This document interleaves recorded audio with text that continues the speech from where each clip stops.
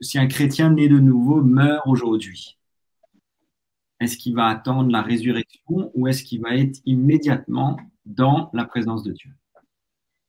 Oui, c'est très simple, c'est que maintenant que Jésus est mort et ressuscité, maintenant, le chrétien, quand il meurt, ben, il part dans la présence de Dieu et il Mhm. attend la résurrection de son corps. Hein.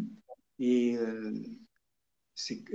Paul nous dit que maintenant, dans Romains 8, 23, il nous parle que nous avons les prémices de l'Esprit et nous aussi, nous soupirons en nous-mêmes en attendant l'adoption, la rédemption de notre corps.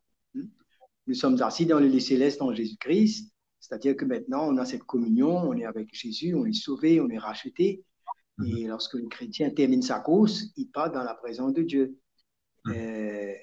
Et là, il nous parle que devra-t-il attendre la résurrection? C'est-à-dire, lui, il est avec le Seigneur.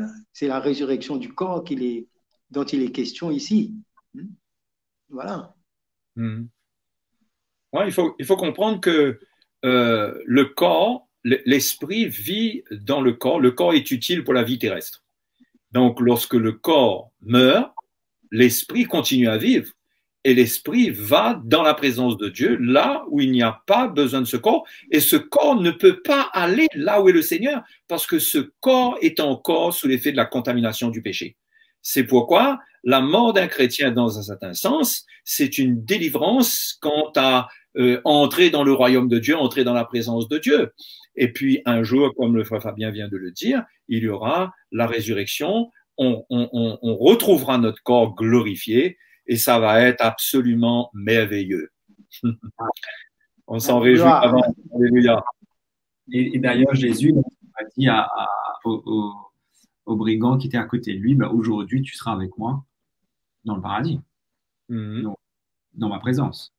Paul lui-même, il a donné des versets hein, quand il dit je suis pressé des deux côtés, mais il dit voilà,